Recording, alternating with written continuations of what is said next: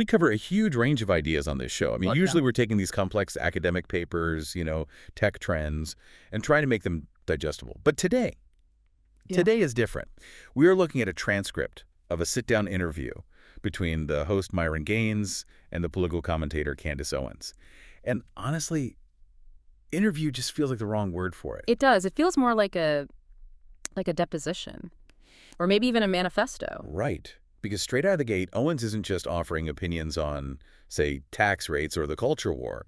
She drops this phrase regarding the death of Charlie Kirk, the founder of Turning Point USA, and it completely reframes the entire conversation. Mm-hmm. She doesn't call it a tragedy. She doesn't call it a random act of violence. She calls it a military hit. Yeah. And a public execution. It's a really jarring assertion, and I think to do this justice, we have to move past that initial shock value. Because what Owens is doing here, she's building a unified theory.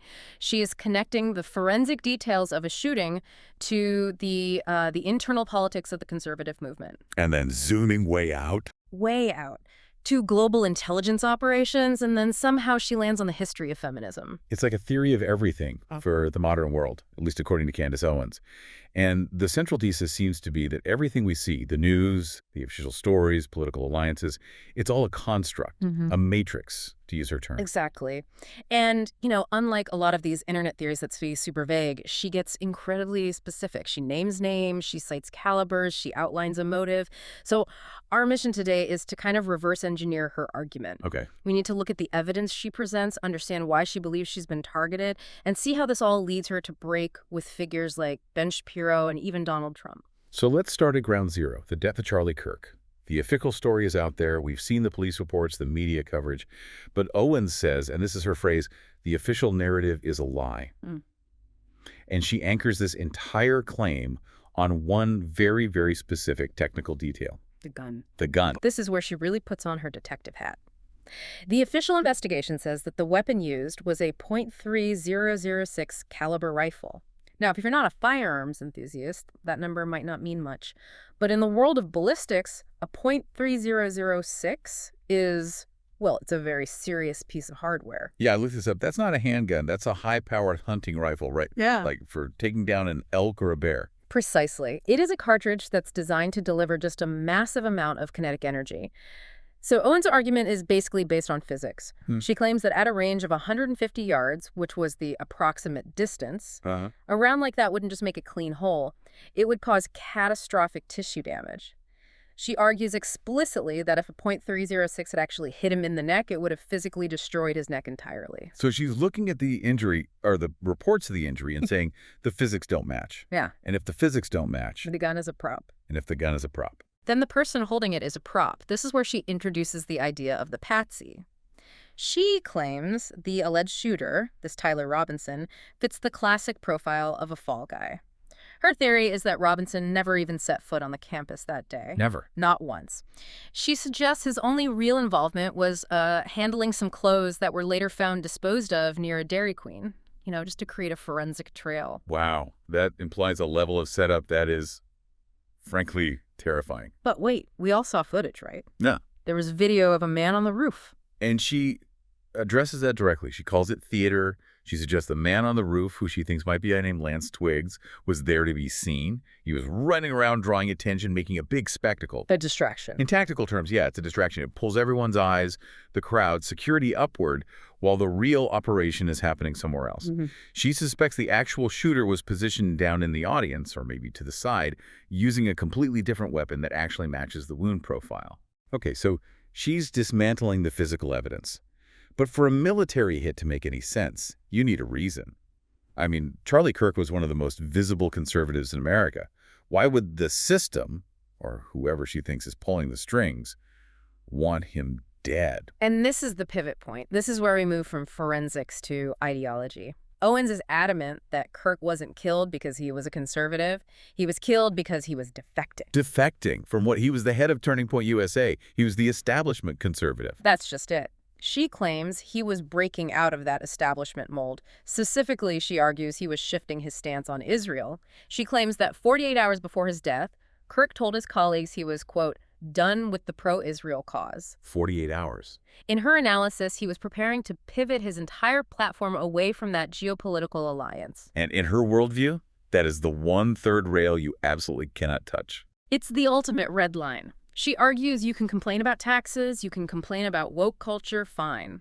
But if you threaten the Zionist lobby, and that's her term, you become an immediate liability. And this is where the interview gets incredibly personal.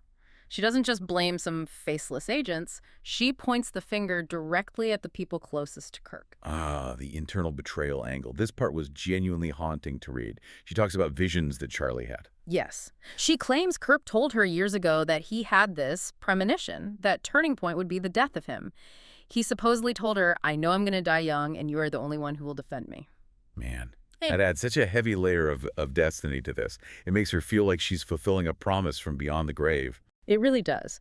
And it explains the venom she has for his staff.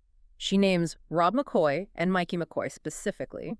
She points out how quickly Mikey McCoy was positioned as the new Charlie, almost like a character getting replaced in a TV show.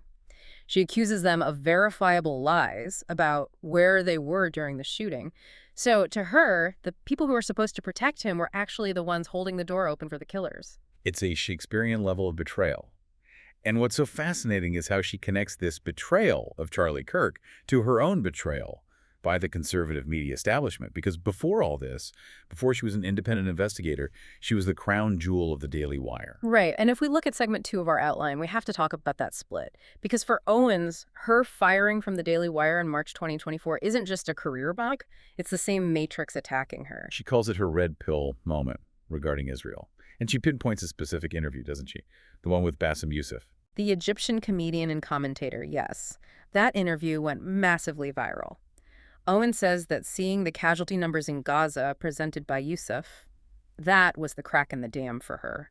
She realized she had been operating on what she calls a default factory setting. Default factory setting. That's a great phrase. It basically just means believing what your team is supposed to believe without ever questioning it. Exactly. And she argues that the moment she broke that setting, the moment she said, wait a minute, this doesn't look right, the machinery turned on her. And the consequences she lists are pretty staggering. It wasn't just losing a job. No. She talks about being demonetized on YouTube. And then there's the name of the agency. I have to rewind the tape to make sure I heard this right. She blames an agency she calls the Awesome Jew Agency. Yes, that is the specific phrasing she uses. It's likely a sarcastic reference to a talent or ad agency she believes targeted her revenue streams. But it just shows how combative she has become on this specific topic. She feels there was a coordinated financial attack to silence her. But even crazier than the money is the travel ban.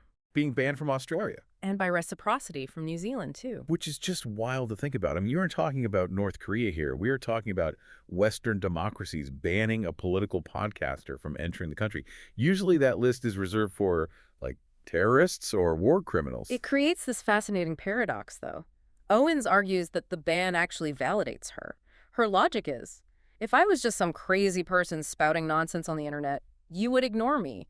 You wouldn't mobilize the entire Department of Immigration to stop me at the border. Right. The very fact that you are using state power to silence me proves that I am a threat to your narrative. It's the Streisand effect, but on a geopolitical scale. The more they try to hide her, the more she looks like a martyr to her followers. Exactly. She views censorship as a badge of honor. It's proof she's over the target.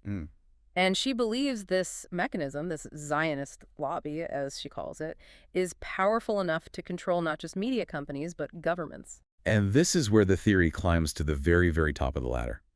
Because she doesn't stop at Ben Shapiro or the Australian government. She goes after Donald Trump. And honestly, this surprised me the most. I expected her to be in the Trump can do no wrong camp. She is very far from that camp in this interview. She sounds disappointed, almost heartbroken. She talks about the 2024-2025 period as the time when the whole MAGG movement was swallowed whole. Yeah, she uses that Loch Ness Monster metaphor. The Loch Ness Monster, which is Israel, rose up and swallowed our hero whole. It's such a vivid image. She believes that the populist energy of Trump was captured and neutralized by these foreign interests and donors, and she links this capture directly to the Jeffrey Epstein saga. Okay, let's unpack this. Trump, Epstein, and the swamp. What's the connection she's drawing? The connection is blackmail. She points out that Trump, despite all his talk about draining the swamp, he balked on releasing the full Epstein client list and files. She asks the question, why? If you're the anti-establishment chaos agent, why would you protect the pedophile ring? It's a fair question. Does she think Trump is on the list? She does clarify that. She says she's a good vibe person, her words, and she doesn't get the vibe that Trump participated in crimes against children, but she speculates that he's being leveraged in other ways. Maybe it's embarrassing emails. Maybe it's just attendance at parties where things happened even if he didn't participate. Or maybe he's protecting mega donors like Miriam Adelson. The blackmail ring theory. Yeah. She thinks the entire government just runs on dirt. If they have something on you, they own you. And if they don't have dirt on you, they either manufacture it or they use your actual sins to execute a hostile takeover. Which brings us to her take on Hollywood and the Me Too movement. She brings up Harvey Weinstein. Now that is a tough hill to die on, defending Harvey Weinstein. Well, to be clear, she doesn't defend his actions. She admits he was likely a predator, but she asks us to look at the mechanics of his downfall. She sees the Me Too movement not as a moment of social justice, but as a corporate raiding strategy. Explain that. How is Me Too a corporate raid? Well, think about the assets involved. The Weinstein Company owned these massive film catalogs. She links this to Michael Jackson, Kanye West, Britney Spears. In every single case, you have a figure with immense cultural influence and incredibly valuable assets. Then a scandal destroys them, and they lose control of their companies, their catalogs, their estates. Owens basically argues, we don't arrest you because you did something wrong. We arrest you because we want your stuff, and your crimes give us the excuse to take it.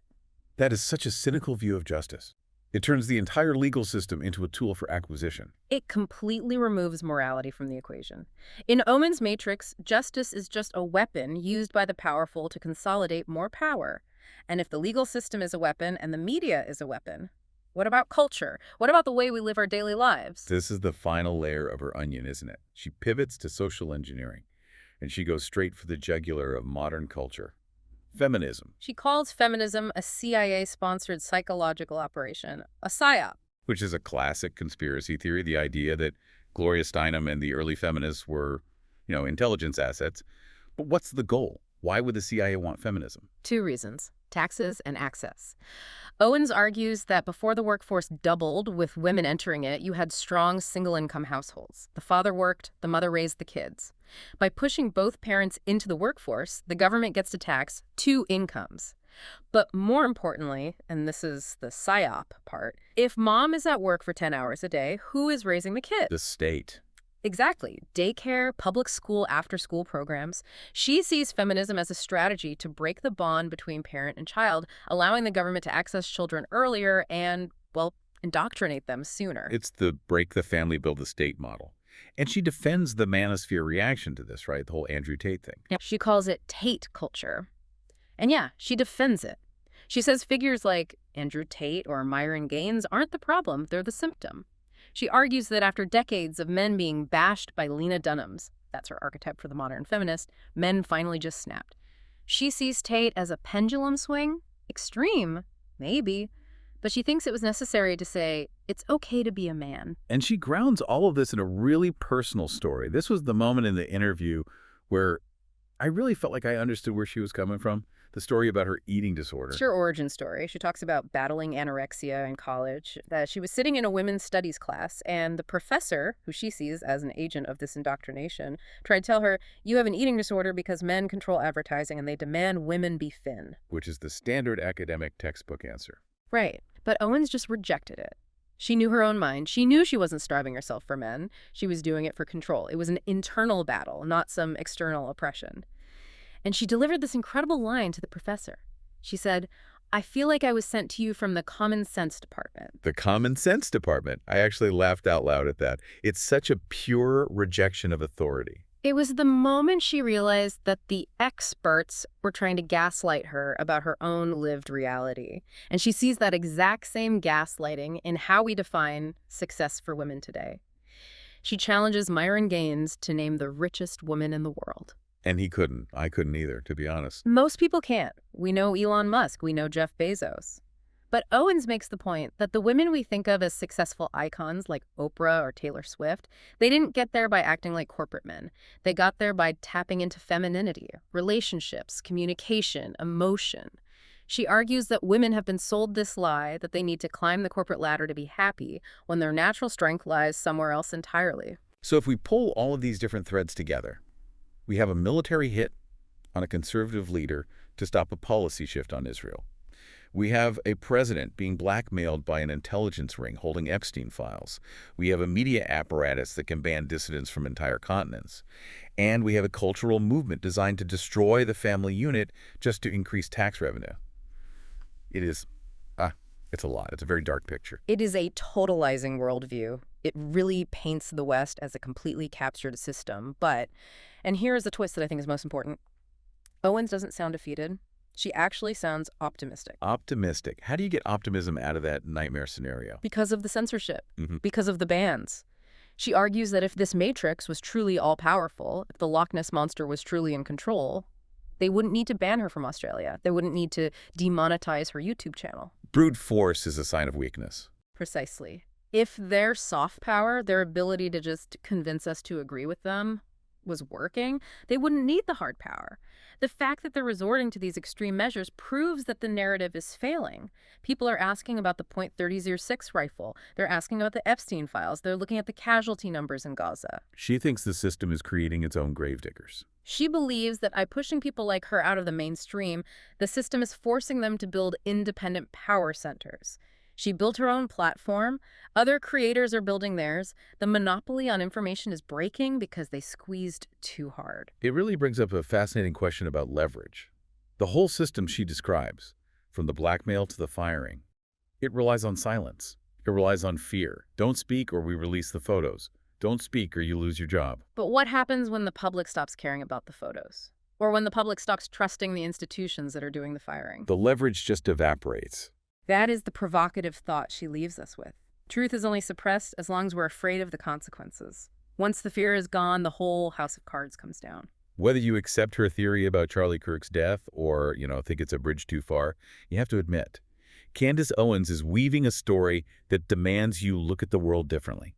She's asking us to check the ballistics on everything we're told. And honestly, in this day and age, a little verification never hurts. Trust but verify. Or in this case, maybe just verify. Exactly. That's all for this deep dive. We'll catch you on the next one.